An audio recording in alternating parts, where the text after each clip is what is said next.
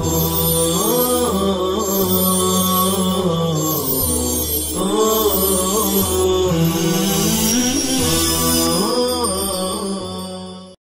اللہ الرحمن الرحیم اللہم صلی علی سیدنا مولانا محمد والہ وصحبہ اجمعین۔ باب خوف المومن ان یحبط عملہ وہو لا یشعر۔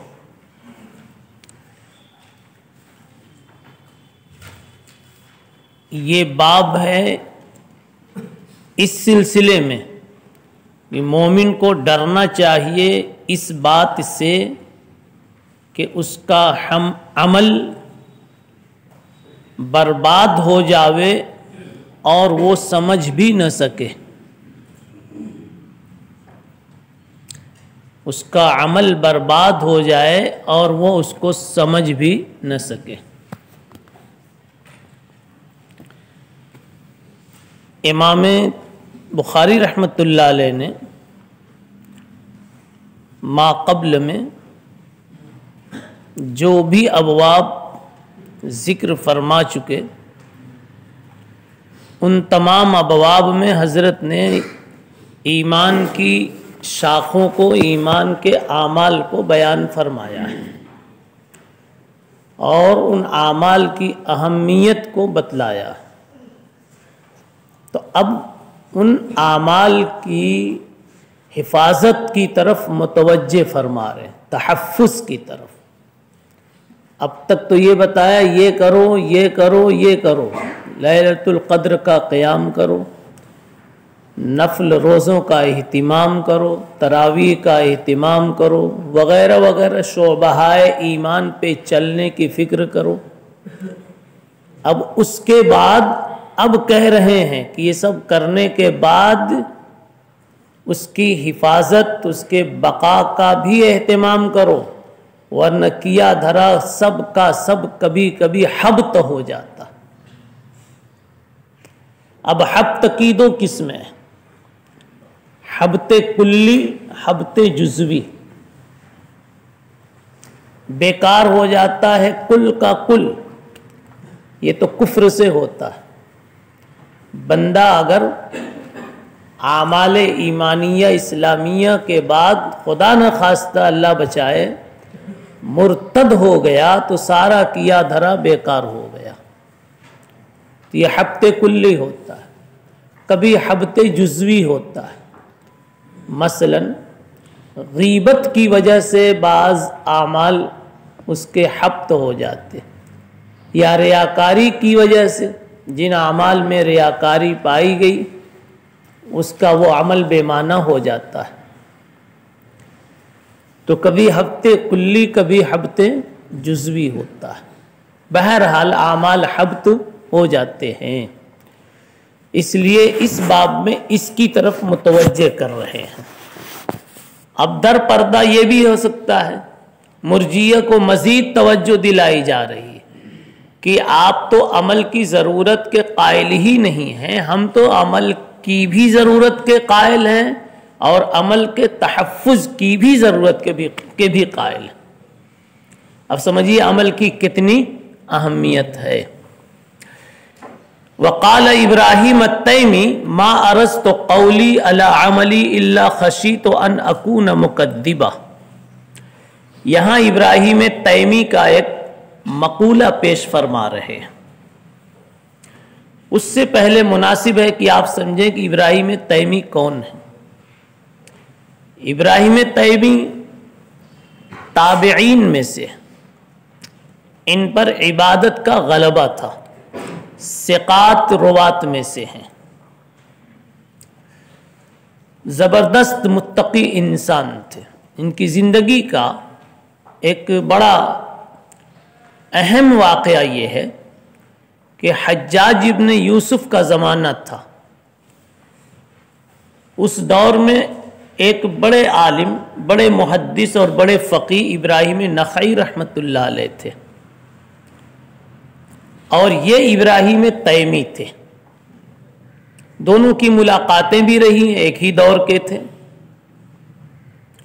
جیسا کہ ابھی کل کی عبارت میں، کل کے سبق میں ایک لفظ آیا تھا کہ دونوں ایک جگہ ایک کمرے میں جمع تھے، تو بہرحال ابراہیم نخعی بھی انہی کے زمانے میں تھے۔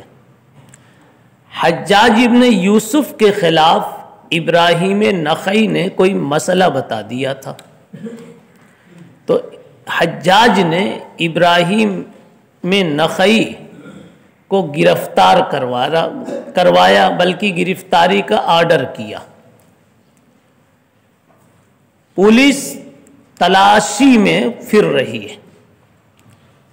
ایک رات ایک مسجد میں پولیس والے پہنچے تو دیکھا ایک آدمی نماز پڑھ رہا ہے۔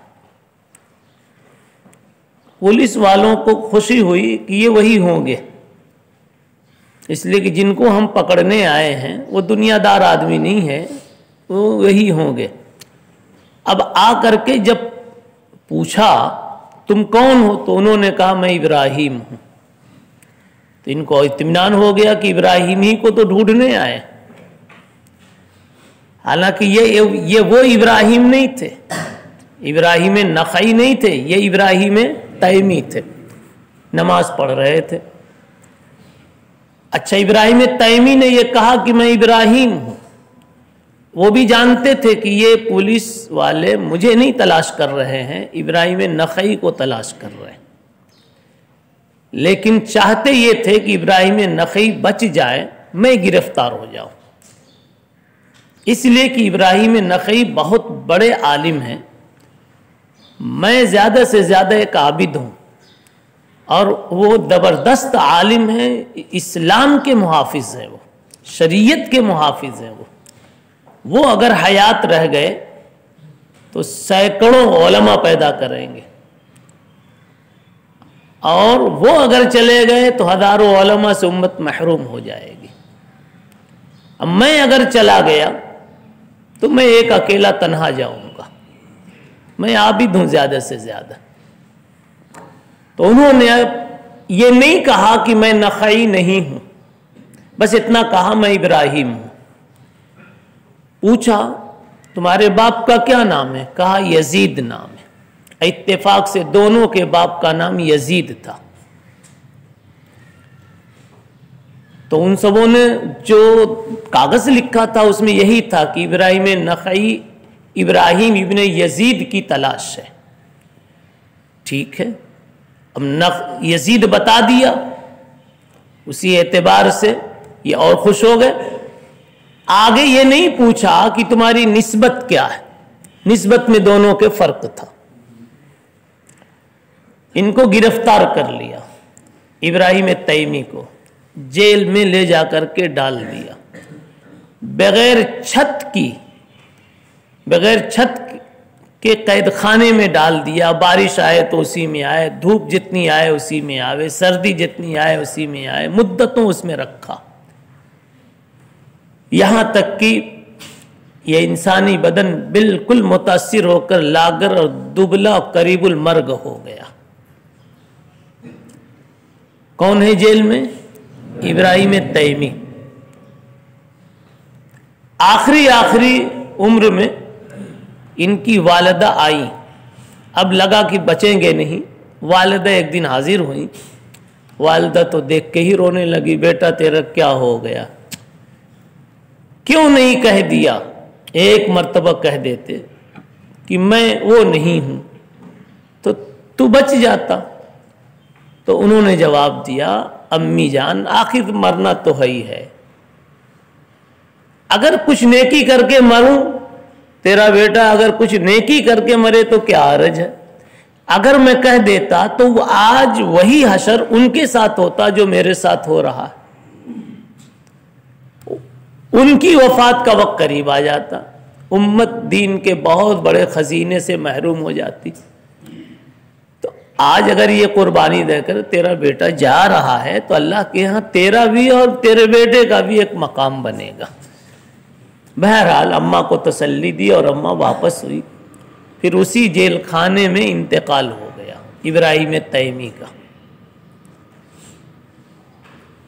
تاریخ کی کتابوں میں لکھا ہوا ہے کہ حجاج کو خواب میں دکھلایا گیا جس رات میں انتقال ہوا اسی رات میں کہ تمہارے جیل خانے میں ایک اللہ کے ولی کا انتقال ہو گیا ہے، لیکن اب بھی اس کو ہوش نہیں آیا۔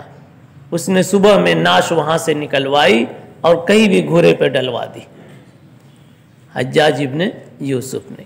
یہ ان کی زندگی کا اور ایثار کا اور قربانی کا بہت اہم واقعہ۔ یہ ابراہیم تیمی کہتے ہیں ما ارست قولی علی عملی الا خشیت ان اکون مکذبا، میں نے جب اپنا قول اپنے عمل پر پیش کیا تو میں ڈرا کہ میں ہو جاؤں خود کو جھٹلانے والا۔ یعنی میں نے جب اپنے قول کو، اپنی تقریر کو اپنے عمل پر پیش کیا تو مجھے جھوٹا میں لگا، ڈر لگا کہ میں جھٹلا دیا جاؤں یا میں خود کو جھٹلانے والا بن جاؤں، مکذبن یا مکذبن۔ مثال کے طور پر ایک آدمی سود سے نہیں بچتا اور سود کے خلاف تقریر کر رہا ہے کہ سود حرام ہے، تو ظاہر سی بات ہے کہ اس کا عمل اس کی تقریر کو جھٹلا رہا ہے۔ صحیح ہے نا؟ ایک آدمی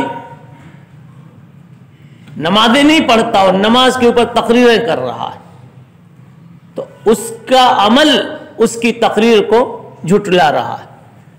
تو یہ فرما رہے ہیں کہ میں ڈرتا ہوں کہ کہیں میرا عمل میری تقریر کو نہ جھٹلا دے، اس لیے کہ یہ مشائخ جو ہیں اولیاء اللہ، یہ اخلاص اور اخلاص کے درجات عالیہ کو بیان کرتے ہیں، تعلق مع اللہ کے درجات کو بیان کرتے ہیں، اور خود اپنے گمان میں اپنے کو اس درجہ نہیں پاتے، تو وہ یہ سوچتے ہیں کہ میری تقریر کہیں میرے عمل کو جھٹلا نہ دے، میرا عمل میری تقریر کو جھٹلا نہ دے، یہ کہنا چاہتے ہیں۔ جی وقال ابن ابی ملیکہ، یعنی اصل یہ بتانا ہے کہ اپنے سلسلے میں مطمئن نہیں ہونا چاہیے، کتنی بھی نیکی کر لو، کتنا بھی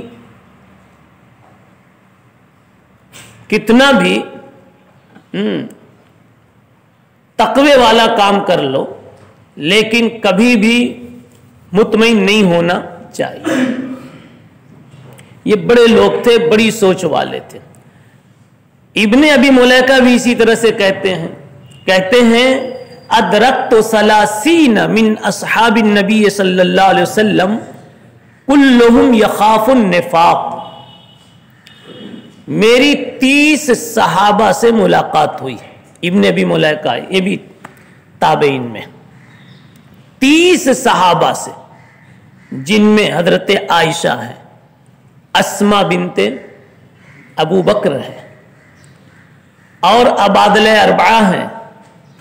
تو بہرحال ان حضرات سے ان کی ملاقات ہوئی، بڑے تابعین میں ہیں۔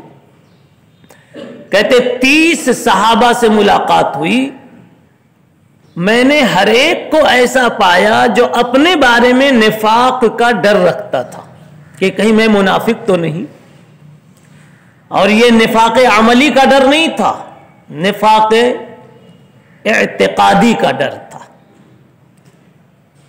اس لیے کہ دلیل یہ ہے، سمجھا، نفاق عملی تو خود ظاہری ہوتا ہے، بھائی ایک چیز کرنے کی تھی وہ نہیں ہوئی، وہ عملی نفاق ہو گیا۔ ڈر اس کا ہوتا ہے جس کا پتہ نہیں ہوتا، تو پتہ کس کا نہیں؟ نفاق اعتقادی کا۔ تو صرف ڈر تھا ان کو، اور یہ بڑے تعجب کی بات نہیں ہے ڈرنا، بلکہ یہ تقوی کی بات ہے ڈرنا۔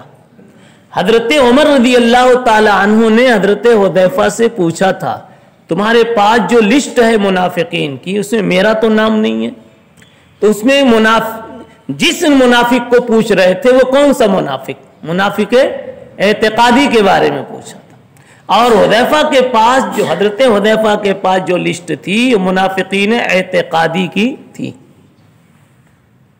تو بہرحال سارے کے سارے لوگ اپنے بارے میں نفاق کے متعلق ڈر رہے تھے.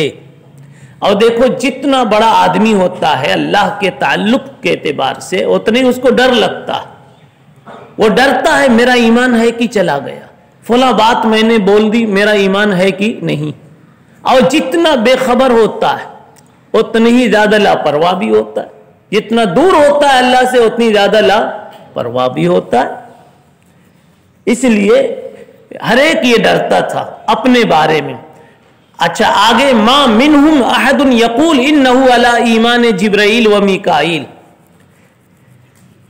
انہوں نے یہ بھی کہا کہ ان میں کوئی ایسا نہیں تھا 30 صحابہ میں جو یہ کہے کہ اس کا ایمان جبریل اور میکائیل کے ایمان پر ہے. یعنی میرا ایمان جبریل اور میکائیل کے ایمان جیسا ہے, ایسا کسی نے نہیں کہا. یعنی گویا وہ ڈرتے تھے ہم اپنے ایمان پر بہت بھروسہ نہیں کر سکتے کہ ایمان صحیح محفوظ بھی ہے یا نہیں. یہاں ایک بات جاننے کی ہے, بعض لوگوں نے کہا کہ یہ تعریض ہے اور طنز ہے امام ابو حنیفہ پر, اس لیے کہ امام ابو حنیفہ رحمت اللہ علیہ نے کہیں کہہ دیا ہے کہ ایمانی کا ایمان جبرائیل, سمجھا. لیکن اس کا جواب یہ ہے کہ امام ابو حنیفہ سے اس طرح کی کوئی بات منقول نہیں ہے. یعنی یہ ایمانی کا ایمان جبرائیل ایسی کوئی بات منقول نہیں ہے. امام صاحب سے 2 باتیں منقول ملتی ہیں, ان کے تعلق سے 2 باتیں نقل کی جاتی ہیں. ایک تو ایمانی مثل ایمان جبرائیل, اور کا اور مثل میں فرق ہے.